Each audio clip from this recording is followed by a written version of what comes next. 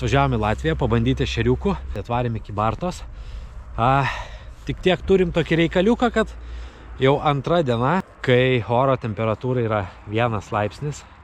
Atšalo, stipriai atšalo, čia pajūry, sakykime, nuo 10 laipsnių, 9 laipsnių iki 1 laipsnio. Bandysim kažką sustrateguoti. Vandenėlis toks irgi truputį pakilęs, spalva vandens irgi tokia nekokia. Nu, bet ką darysi, koks skirtumas? Sąlygos yra tokios, kokios yra, nepasirinksi, turi laisvą dieną, eini ir žvejoji.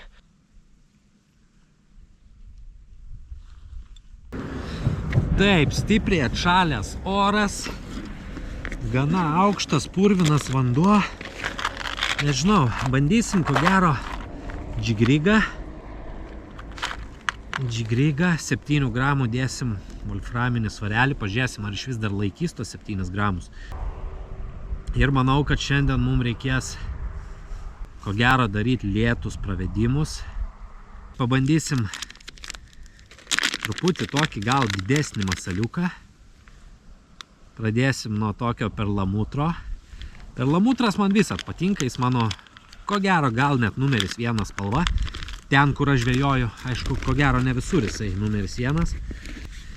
Gana didelis guminukas, 7 cm, pirmo numerio ofsetukas. Gali būt, kad šiandien reiks to ešerio gana ilgai ir nuobodžiai paieškoti. Ir tai neaišku, ar jisai norės kibti, ar nenorės kibti. Bet niekada negali žinoti. Kartais atrodo, kad kortų kaladė prieš tave sustatyta, bet bumt poema ir sekasi. Tai gal šiandien tai bus, kas čia žino. Po ranka iškart turėsim tokį vat gyvį. Nu čia ale vežiukas, ne vežiukas. Tokį truputėlį tamsesnį, natūralesnį. Iš karto po ranka. Tai tokie bus 2 startiniai. Pakeitinėsim, pamėtysim juos.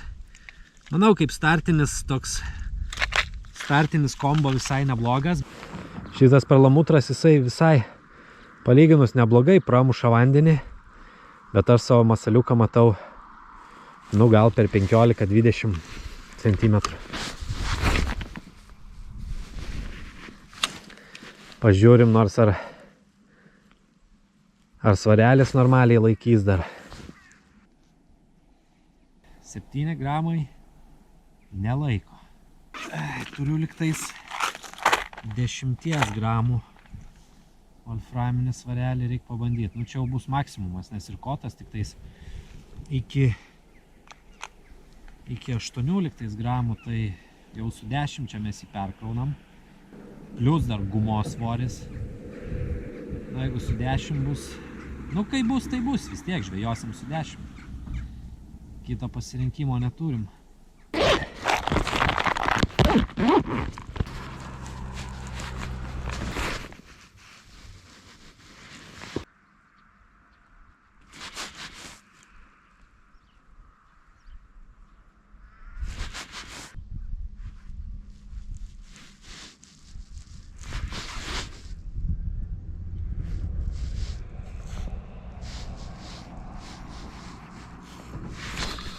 Opa. Kažką turim tokį visai pusę velnio. Jo, ešeriukas. Pirmas. Ir sakyčiau, visai nieko. Vo, bičiuliai, visai nieko. Kadangi 10 gramų vis tiek truputėlį neša, nu ne truputėlį, gana neblogai neša. Tai aš numečiau svarelį pasroviui ir praktiškai žaidžiau daugiau nesu ryte, o šokdinau galūnę ir daviau sroviai daryti pusę darbo, nešti mano guminuką. Ir su tokia technika, vat, bumt, pirmas ešeriukas.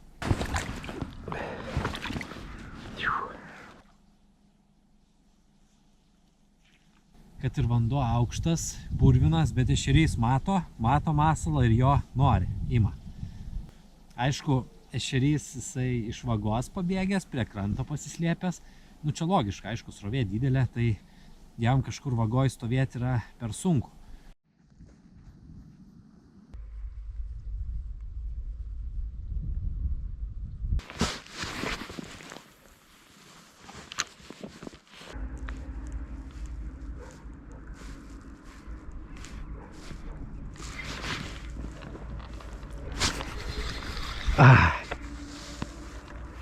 Turėjom kažką vėl prie pat kranto. Bet nepasikirto. Nu, šiandien gali būti, kad daug tokių bus nepasikirtimų. Nes palei visas, sakyčiau, sąlygas. Opa. Čia kažkas geras. Eik, tu vėl prie pat kranto. Čia jau buvo didelė žuvis. Tikrai taip, nu, neužtikrintai ima ir palei visas sąlygas, sakyčiau, taip turėtų būti ir o blemba, ne visai geras metimas. Ir palei mūsų šiandieninę patirtį.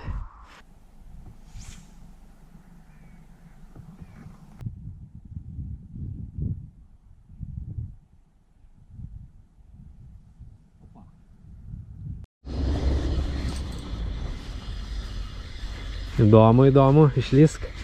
Nu va, vėl, blemba, panašus. Ešerys linksmas, bet tikrai ne monstras. Uopapa. Norėčiau visai pagauti vieną kitą didesnį. Bet ir tokie iš tikro linksmi ešeriai. Skūstis tikrai negalima.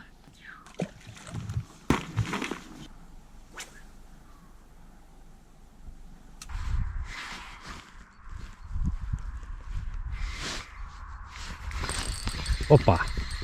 Bet koks atsargus kibimas. Net nesupratau, galvojau, kad šitą mes išsikelsim taip.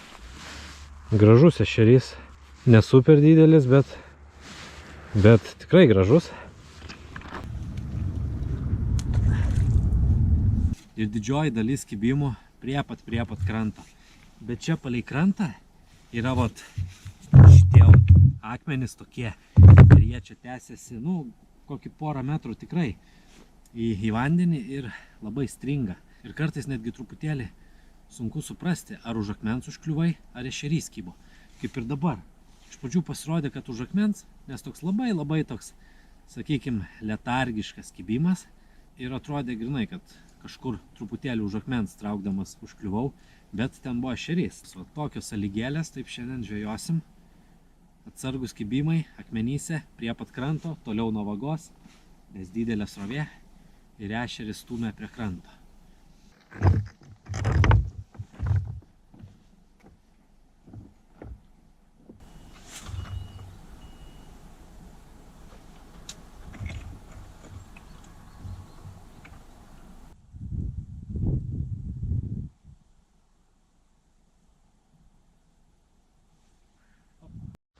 Šitas toks iš viduriuko truputėlį.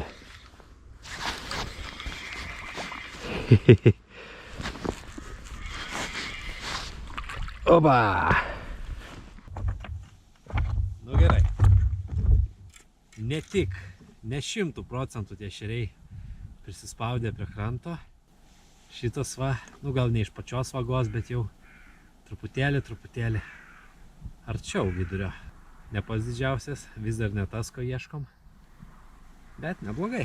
Trumpa pertraukėlė, va taip žvejodamas, ryždamas į savo fluorokarbono pavadį, prisiminiau, kad labai dažnai žmonės klausia, kokio ilgio turėtų būti fluorokarbono pavadys. Tai jisai turėtų būti tokio ilgio, kad tam vandens telkiny jūs apsaugotų nuo tokių aštrių skardžių, kur yra status skardis, akmenis ir gali jūsų nupjauti pintavalą. Nes pintas valas jis į tokius įkriauklės, į akmenis, kad ir į kažkokias šakas jisai labai greitai gali nusipjauti.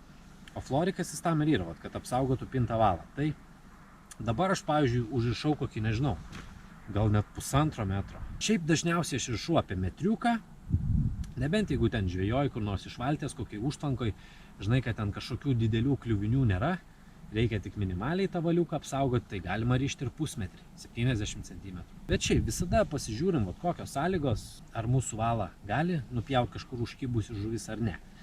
Ir taip sprendžiam, kiek rišti. Arba per daug labai nesukam galvos ir riša metriuką. Toks aukso vidurys, sakykim.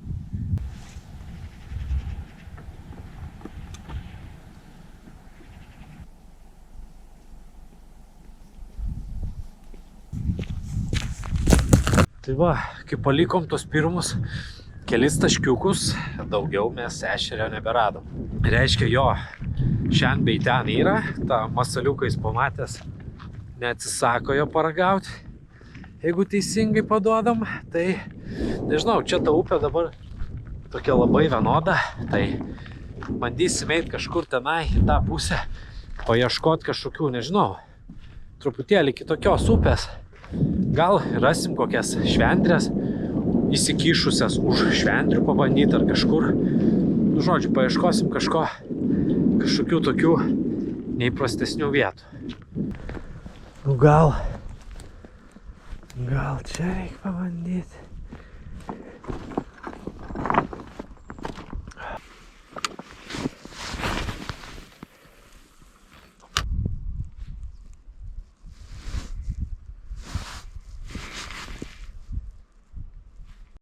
Va, bičiuliai, pakeitėm vietą. Opa! Nu ir toks va. Ešeriumbas. Nedidukas. Dėlė ant galvos. Tikrai, reiškia, nėra aktyvus.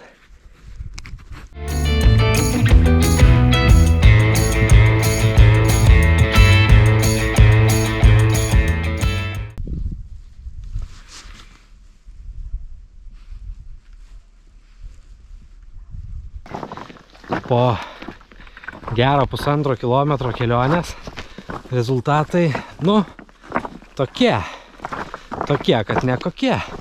Nei vieno, vieną pagavom tenai. Sustoja vienoje vietoje, bet šiaip apart tų pirmų kelių taškų nieko. Tai grįšim turbūt, jeigu ten nebus jau žmonių mėtančių, grįšim tenai, pabandysim dar vieną kitą ešeriuką pagauti.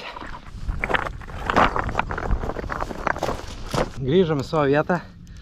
Aišku, ne faktas, kad jie dabar mums dar vis kibs.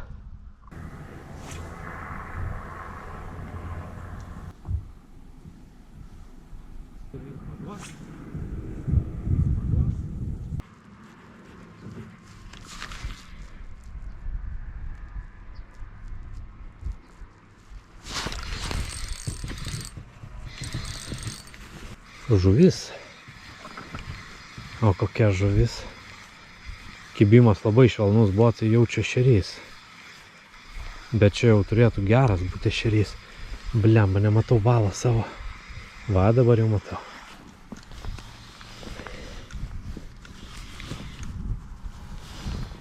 Wow, prie kranto duoda kaip. Jo, bičiuliai. Ešerys.